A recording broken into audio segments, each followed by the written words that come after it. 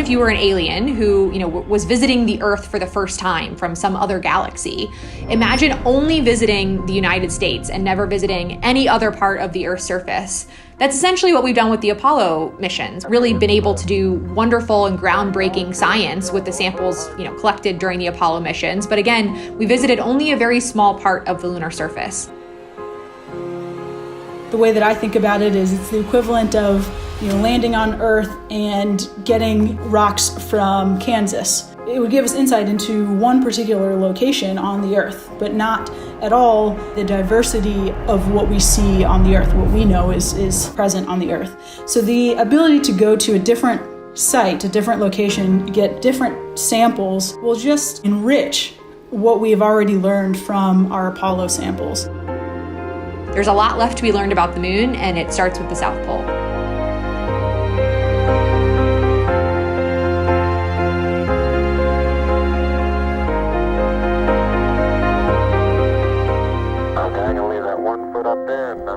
Artemis astronauts will fulfill a different mission in a unique environment.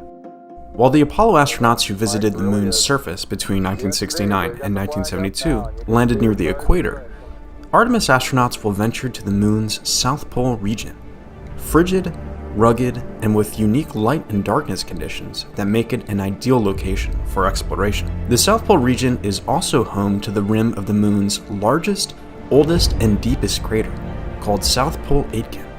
It takes up almost a quarter of the moon, and is so deep it exposes portions of the moon's interior.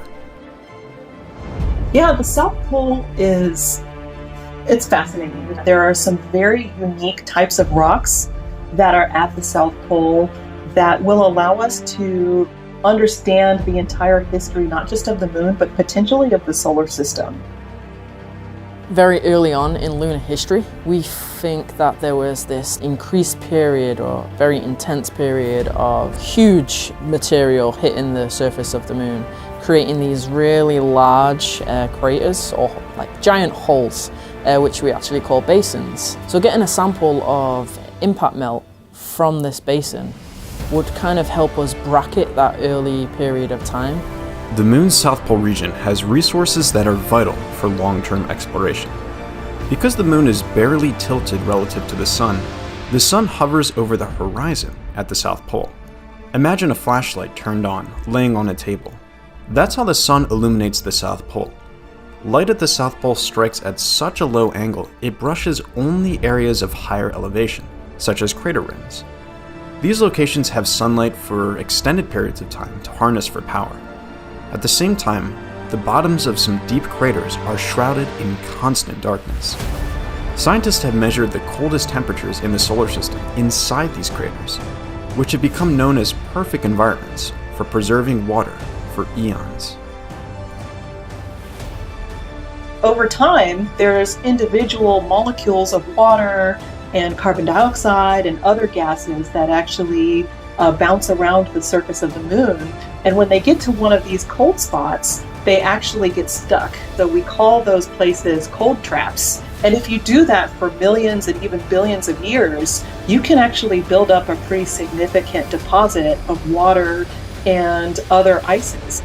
From an exploration perspective, if we can understand just how much water there is and where it is and how to get it out of the regolith of the moon, we can turn it into really important things like drinking water for astronauts and even rocket fuel to take them back home. So really understanding these resources and how to use them is one of the objectives of the Artemis program, and it's what makes the South Pole of the moon so exciting.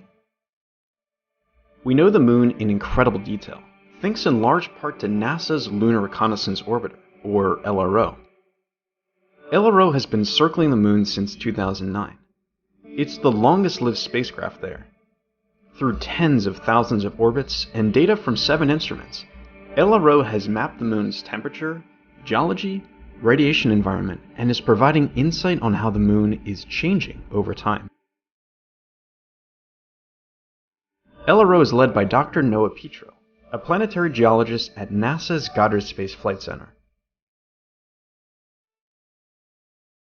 LRO is this incredible mission. It was launched in 2009 as the opportunity to go back to the moon, to create this three-dimensional, high-resolution, high-definition atlas of the moon. Where are there safe landing sites for human and robotic explorers? So what LRO is doing is really giving us the tools, the material, the data we need to make those missions successful. For many years, LRO's elliptical orbit was closest to the moon during the spacecraft's pass over the South Pole. So scientists have more information about the South Pole region than any other region of the moon. We know that we can do more and build upon the legacy of Apollo. But to do that, we needed a higher resolution data set. We wanted to know where the hazards were.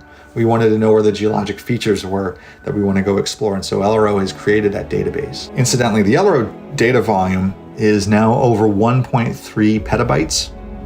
It's the largest volume of data that NASA has ever collected from any planetary body. It's remarkable. And what we've done now in support of Artemis, in support of other NASA missions to the moon, is we've created special maps. We share them with the public and we share them with the various engineers and scientists who are going to help enact and make Artemis a reality. You know, this is basically a Google Maps of the moon, taken from pictures from the Lunar Reconnaissance Orbiter camera, and you can just zoom in and see a 5-meter boulder on the surface of the moon. That's just crazy. I could spend all day, and I have spent all day, sometimes just browsing around different parts of the moon, just looking at air rocks. This wealth of information will make it easier to find ideal locations for a NASA base camp, and to quickly identify scientifically interesting areas to visit nearby.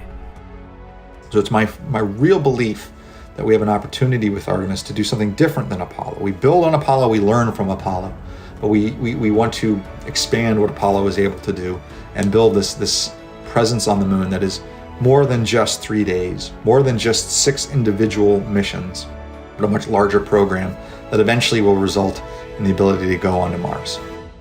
Mars is quite a bit longer away from our own planet than, of course, the moon is. It takes several months in some cases to get to Mars, and it's therefore going to be really critical when we have astronauts walking around on the surface of Mars to be able to stay there for longer periods of time. You've just spent 6 or so months to get there. You want to really be able to explore the surface around you, and having the ability to live off the land and know how to conduct exploration for longer periods of time is going to be critical for Martian exploration.